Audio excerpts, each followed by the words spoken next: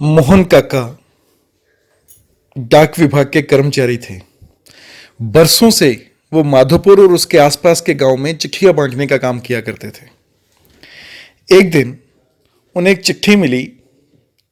जो उसका एड्रेस था वो माधोपुर के करीब का ही था, लेकिन आज से पहले उन्होंने उस पते पर कभी कोई चिट्ठी नहीं पहुंचाई थी। रोज की तरह आज भी उन्होंने अपना थैला उठाया और चिट्ठियां बांटने निकल पड़े। सारी चिट्ठियां बांटने के बाद वे उस नए पते की ओर बढ़ने लगे। दरवाजे पर पहुंचे और उन्होंने जोर से आवाज दी, पोस्टमैन। अंदर से किसी लड़की की आवाज आई, काका वहीं दरवाजे के नीचे से चिट्ठी डाल दीजिए। अजीब लड़की है, मैं इतनी दूर से चिट्ठी लेकर आ सकता हूं और यह महारानी दरवाजे तक भी नहीं आ सकती। काका ने मन ही मन सोचा। बाहर आइए, रजिस्ट्री आई है, सिग्नेचर करने पर ही मिलेगी। और काका की आवाज में थोड़ी सी खींच थी। अभी आई, अंदर से आवाज आई। काका इंतजार करने लगे, पर जब 2 मिनट भी बीत गए फिर भी कोई नहीं अंदर से आया तो उनके सब्र का बांध टूट गया। He lost his patience. यही काम नहीं है मेरे पास, जल्दी करिए, और भी चिट्ठियां पहुंचानी हैं। और ऐसा कहके उन्होंने दरवाजा जोर से थपथपाया। कुछ देर बाद दरवाजा खुला और सामने जब काका ने देखा तो वो एकदम से चुप से ही हक्के बक्के रह गए। एक 12-13 साल की लड़की थी और जिसके दोनों पैर कटे हुए थे। तब काका बहुत एम्बैरेस्ड फील कर रहे थे, अपने आप को अधीर महसूस कर रहे थे।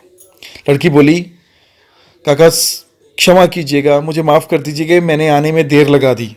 बताइए हस्ताक्षर कहां से करने हैं। काका ने हस्ताक्षर तो करवाए और वहां से चले गए।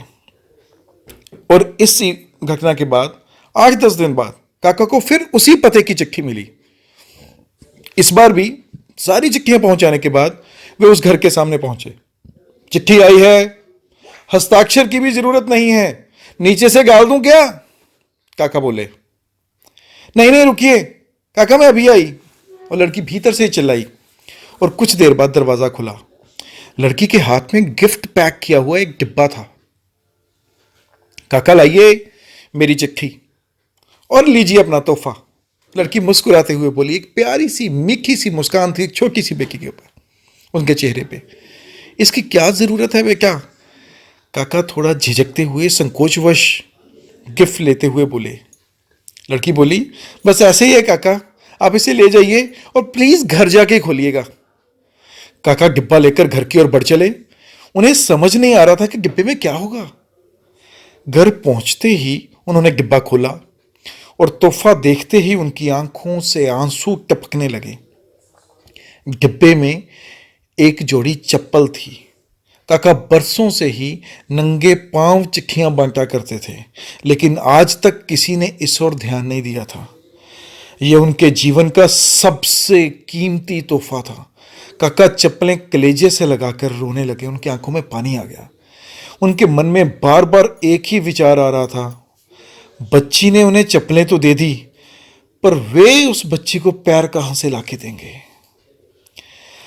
सेंसिटिविटी या संवेदनशीलता एक बहुत बड़ा मानवीय गुण है। दूसरों के दुखों को महसूस करना और उसे कम करने का प्रयास करना, उसकी कोशिश करते रहना एक महान काम है। जिस बच्ची के खुद के पैर ना हो, उसकी दूसरों के प्रति संवेदनशीलता हमें एक बहुत बड़ा संदेश देती है।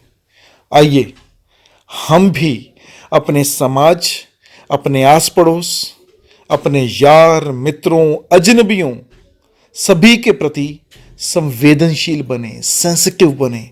आइए हम भी किसी के नंगे पांव की चप्पलें बने और दुख से भरी इस दुनिया में आओ यार कुछ खुशियां फैलाएं।